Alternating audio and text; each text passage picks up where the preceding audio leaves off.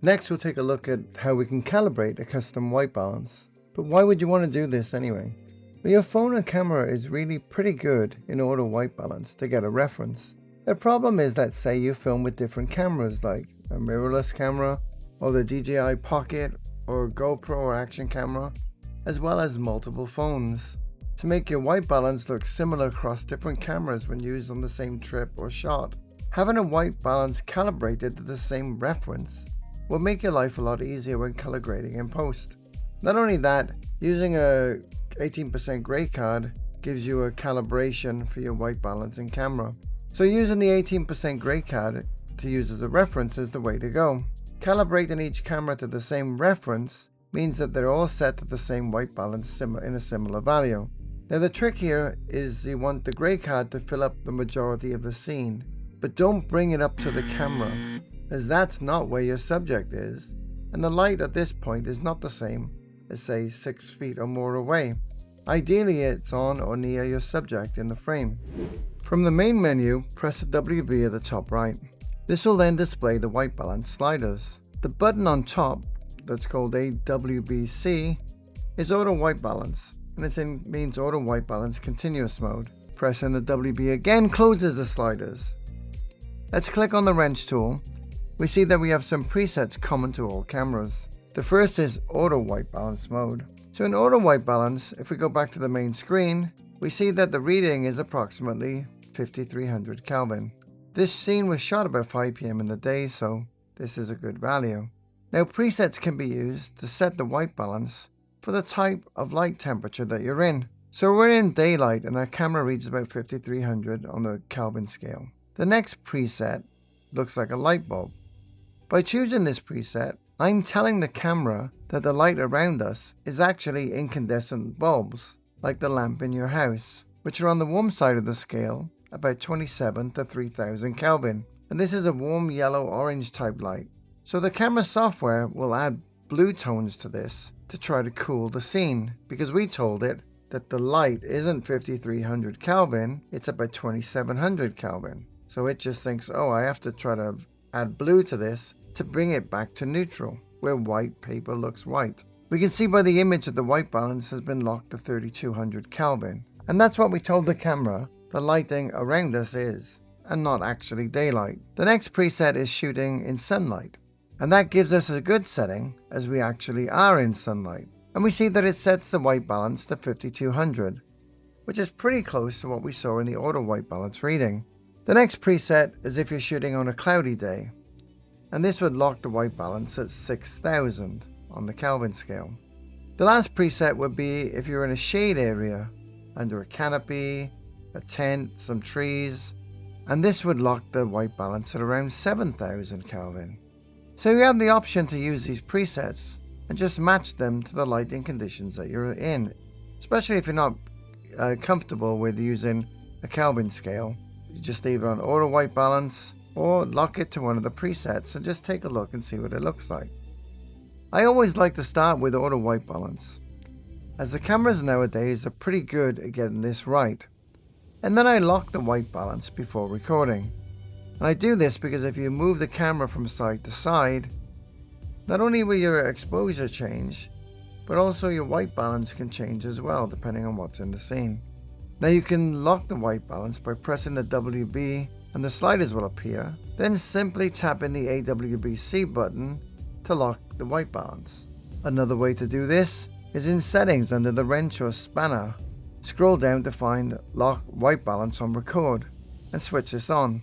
So you could leave your settings in auto white balance, and then when the record button is pressed, it'll lock the white balance while you're recording. So this way you won't forget to lock the white balance. Let's look at the white balance sliders. On the left scale, we have the Kelvin scale. Moving this down, the image warms up. You'll also notice that when you start moving the scale, the white balance locks.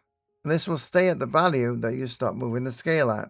And if we move the slider up, the image gets cooler. Again, this is not what the camera is seeing, but you're manually telling the camera what the lighting condition is by moving this Kelvin scale. You would do something like this, for example, if you're indoors, using an LED lighting, for example, and you knew the exact Kelvin value of your lights. So what you could do is set the Kelvin value exactly to 5500 or 3600 depending on your LED light. And if you mess up and get confused, just tap on the WB lock button and it'll go back to auto white balance.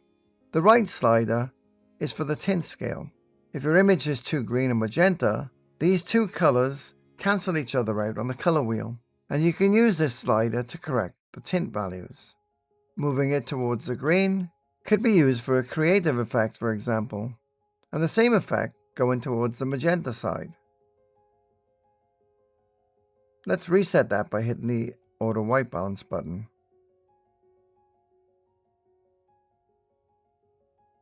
Here, looking at the grass, we can make it look a lot greener, or go in the other direction. We could take the green out and make the scene look like some purple alien planet. But let's get back to reality. Back in auto white balance, we see not only does the camera set the Kelvin scale, in this case it's about 5200, it also adjusts the tint value between the green and magenta. In this case, it set the tint to +6 magenta. Notice that the divisions on the scale are a magenta color, and they're at +6 divisions. And it did this to cancel out some of the green tint in the scene. Now we can use an 18% gray card to calibrate our white balance for us. This is especially useful if you have multiple cameras being used, whether it's a phone, a GoPro, a mirrorless camera, an action camera, DJI Pocket, and any type of different ones. We want the white balance to all look the same, and they won't across different camera sets especially. So it'll be a good way to calibrate between them all. You can set all the cameras to the same reference, and this will help calibrate the reference across all the cameras. This is also a good habit to get into even if you're using just one camera. And the benefit is, if you're going to do color grading later on in post, you're making sure that your white balance is set correctly in camera. The white balance can also be misled, for example. If you have a model next to a very colorful wall, the light being bounced off the wall will reflect the same color on their skin. So using a gray card allows the white balance to be calibrated so that you have white looking white in the scene, and if that's correct, all other colors will be correct. This also helps if they just hold a card as they're being filmed or photographed. Later on in post, you can use that gray card to calibrate white balance. And that's the goal of white balance essentially. If we take a piece of white paper out in the daylight, it still looks white. And if we shoot in a candlelight scene indoors, or shoot in a moonlight scene, the paper should still look white.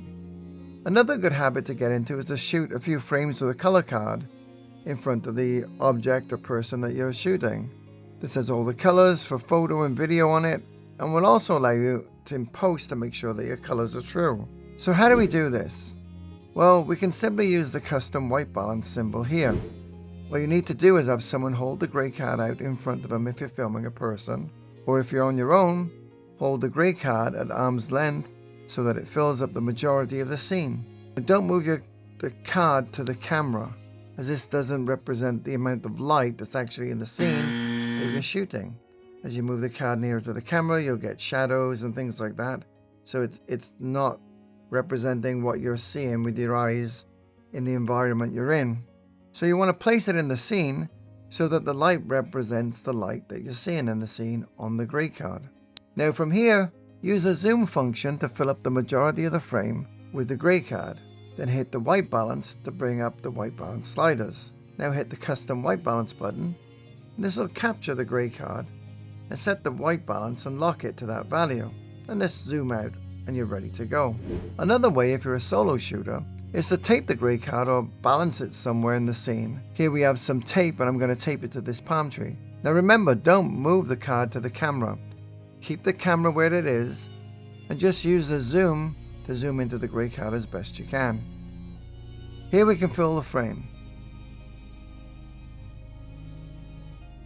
Now go to the white balance settings and hit the custom white balance, and it captures the gray card and locks the white balance to about 5300. Now let's zoom back out. Now white balance is calibrated to the scene and we're ready to shoot.